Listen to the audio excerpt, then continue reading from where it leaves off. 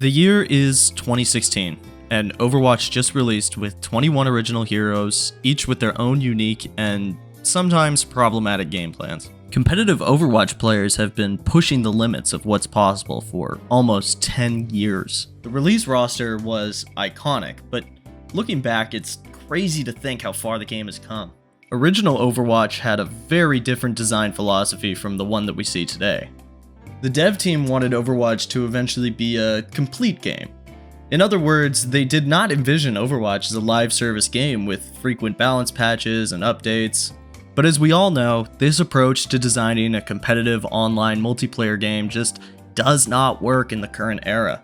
Overwatch's reputation slowly deteriorated over the next few years, as pro players and average players alike started to call out the dev team for their mishandling of the game.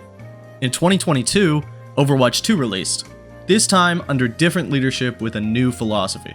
Overwatch 2 made the switch from 6v6 to 5v5, a controversial move that left the community split. And 5v5 is likely easier to balance, and we've seen this large growth from the dev team in this regard since their beginnings in 2016. People love to look at Overwatch's history with rose-tinted glasses, and while I too miss how the game used to feel, the reality is that we live in the present, and to be honest, I think the dev team has done a pretty good job of refining the game in the last few years. But why is that? I feel like, in recent times, Overwatch has cracked the code in terms of what makes a good hero design. What makes a hero both strong and fun to use? What makes a hero feel too oppressive to play against because, as we all know, Overwatch has had its fair share of oppressive heroes. But most importantly, how do we give a hero good longevity? In other words, how will a hero stay relevant for years to come, even after new, shiny heroes try to take their spot? I think the answer lies in one simple concept, and how they carefully maneuver it as a metric. I'm talking about burst. Now, what is burst, and what makes it so effective as a hero design tool? In layman's terms, burst essentially refers to a hero's ability to do something quickly. Overwatch is a fast-paced game, and as the years go on, it's only getting faster and faster. In order to keep up, heroes need to have abilities that maximize execution and minimize setup. Ideally, with good timing and circumstances, you want to be able to press a button and derive value from that ability before your opponent can react to it accordingly. In this video, I will talk about 3 different types of burst: burst damage, burst mobility, and burst healing. Let's start by talking about burst damage. Obviously, being able to do lots of damage very quickly is good, but what makes it better than slower, more reliable damage over time? Let's take Moira for example. Her damage beam does slow, ticking damage over time that slowly eats away at her enemies. In a duel, Moira can be annoying to deal with, because she essentially acts as a ticking clock that will slowly but surely secure a kill if she's not dealt with properly. Moira is hoping that her self-healing and her opponent's inability to hit their shots will buy her enough time to secure kills. But against higher level players who know what they're doing, Moira's value as a dueling support goes down significantly. Her damage style, while being very effective in lower elos, is her detriment in higher elos.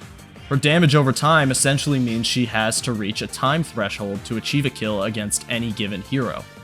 While this is annoying, it gives her opponents lots of time to react and win the duel. This means if she ever finds herself face to face with a good Cassidy player, for example, she basically has no options to win the fight because Cass can simply two-shot her in the head and end it then and there. Compare this to a hero like Kiriko, who has significant burst damage on her kunais, and she theoretically has the option to win the duel before Cass can chunk her down. But it's not just the amount of burst damage you do, but the method in which you deliver it. Someone might look at a hero like Junkrat and think, hey, this hero has a lot of burst damage, and he's still considered pretty weak in high-level play. Why is that? Let's take a look at what it looks like when Junkrat swings around a corner to kill you. Sure, he can get a kill in just over a second, but there is still ample time to react and respond.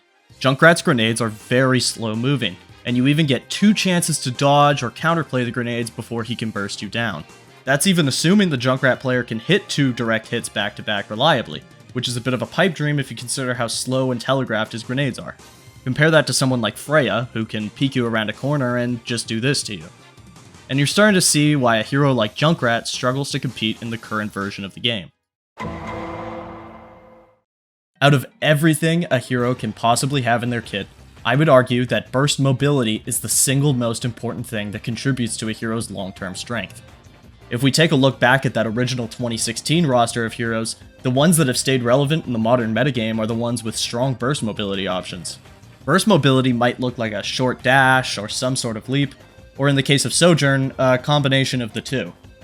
Soldier 76 with his sprint could theoretically cross large distances faster than Genji can, but if he finds himself in a bad spot and he's attracted too much attention, sprint isn't going to do a whole lot for him. This is why heroes like Tracer and Genji are so valuable at the highest level of play. They're able to hold angles that basically nobody else can. They both have the option of getting out of danger immediately, so they can position themselves in more aggressive and short-ranged off angles.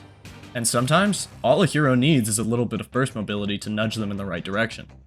Take Brig, whose Shield Bash used to be the most hated ability in the game by far.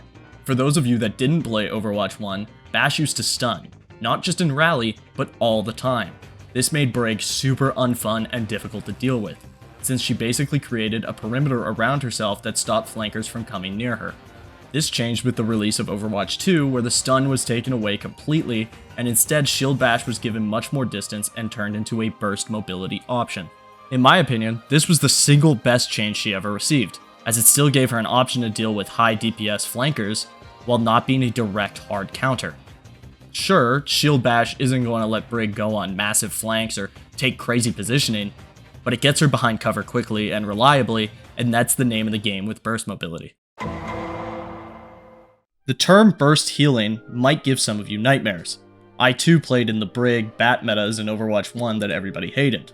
Burst healing can be and has absolutely been broken in Overwatch before, but I would argue that burst healing of some capacity is a necessary evil to counteract the high amounts of burst damage present in the game. The trick is to have balanced burst healing that can help out teammates in a pinch, but not the type of burst healing that invalidates damage altogether. Baptiste was added to Overwatch in 2019 and proceeded to contribute to some of the worst metas ever because of his extreme sustain and healing output. Obviously, Immortality Field was a problem, but what most people might leave out when talking about Bap is his shift, Regenerative Burst. This is an AoE burst heal that provides extra healing to low HP targets. Here's the problem with this ability.